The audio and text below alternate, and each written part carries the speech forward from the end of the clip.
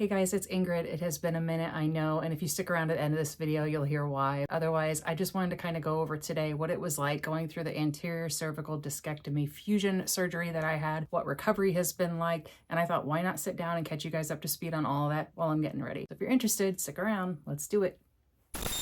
Okay, let's get hair off my face so I'm not as rage-fueled here. Okay. So I wanted to film a little bit more in-depth video for you guys where I talk about the ACDF surgery and what that experience was like in case you are new here or you've just found me by researching that on YouTube, wanting to hear about other people's experiences, because I know I did. And there wasn't a lot out there to be shared. So I want to talk about what that was like, but I'm going to get ready at the same time. And I'm not really here to focus today on products. I will show you what I'm using, but I kind of want to just sort of remember when you were in high school, your English teacher wanted you to do like free flow writing. That's what I want to do. Just kind of a free flow video where I'm talking about what my experience was like for others who are facing this. And also maybe if you're just curious and miss me. Let's put some makeup on my face. But first, some moisturizer. So I was diagnosed with, did I just even make this so you could see it? So several years ago, I was diagnosed with degenerative disc disease just by happenstance after an x-ray was done for what I was experiencing, a pinched nerve. When this pain started this time around, I thought it was just a pinched nerve again, and unfortunately it wasn't. I knew this disc disease thing was going on, and I didn't understand that it would progress even though the word degenerative is in it. Oh, really?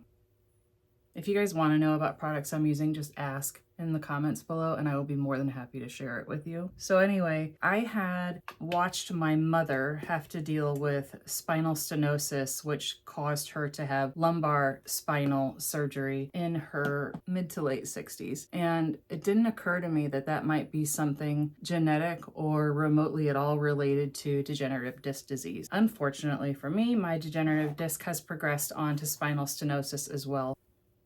Some of my symptoms that I was experiencing were like numbness and tingling in my extremities, particularly my arms, and shooting down my arms into my hands. Sometimes the pain from this was so bad it would actually wake me up at night. Other times it was just kind of a constant thing that was going on in the background that I actually sort of got used to, and honestly was to the point where I was thinking I just had another pinched nerve. I also experienced constant soreness and tenderness in my traps, like those are your trapezoids, the muscles up here kind of running down the back of your neck and over the top of your shoulders, upper back area. Those were constantly sore. My neck was constantly sore, like stiff sore, and I just kind of couldn't get comfortable. But I blew it off thinking everybody felt like this. I thought everybody's back hurt as they get older. And while that may be the case for generally speaking, it doesn't mean it's normal. It doesn't mean it's okay. I also had experienced some falls and some issues with balance, some issues with being able to get up from a squatted position, or if I was on my knees or something like that, I had a hard time getting back up. I was unable to stand for extended periods of time, and I'm only talking like 15 or 20 minutes before the pain was so debilitating in my back that I had to sit down, which was not always conducive to work, to life in general. This is the Scott Barnes contour palette. So I had my MRI expecting only to hear essentially that yes, you have another pinched nerve and here's, I don't know, physical therapy or a steroid, that kind of treatment.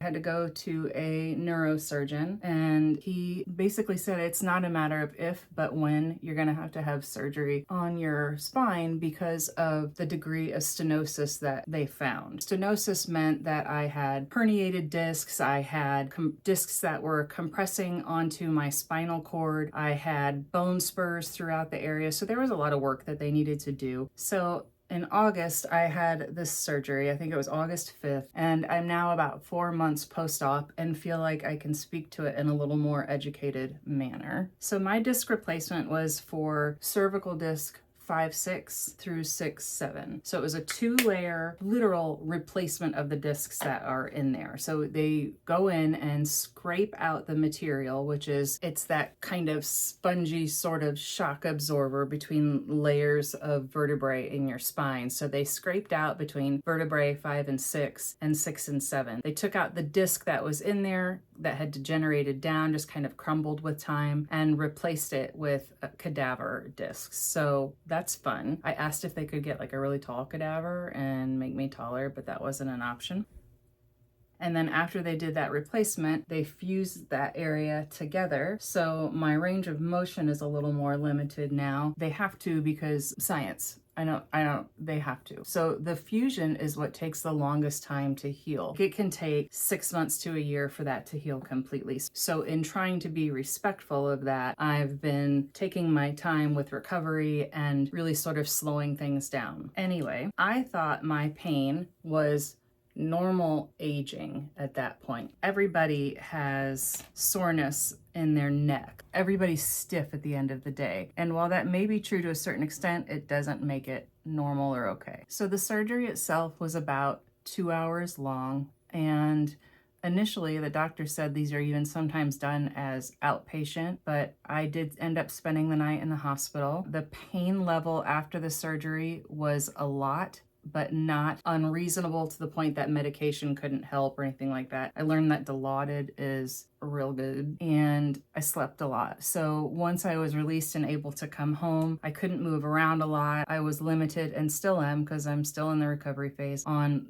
how much I can lift. For a while there, I couldn't lift. I was restricted to lifting anything over, I think it was 5 pounds. And then they kind of gradually increase you up to like 10 pounds, 15 pounds, whatever it might be. But it meant no weightlifting for me, which was something that I had done before. Everything in my life just kind of got put on hold, and I had to sort of wait it out. I had to be forced to sit down and relax. And that's not something that I'm normally very good at. So the biggest surprise after surgery was my energy level. Like, I knew I wasn't going to be bouncing around and that sort of thing, but the major surgery really takes a toll on your body. So I was talking about the pain level in the hospital. It was pretty intense, and it was pretty intense for a while at home too. Some days were worse than others, and the energy level was always down. And that was probably one of the most surprising things to me, was how much your body is just like everything completely shuts down to be able to recuperate from what it's just been put through. It forced me to sit down, and that's not always such a bad thing. The doctor said after my surgery that the compression in my spine was so significant at one point that it actually left a dent in my spinal cord. That means that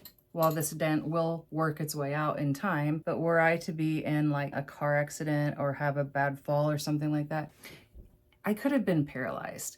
And I'm not trying to sound dramatic, but that's how significant this was.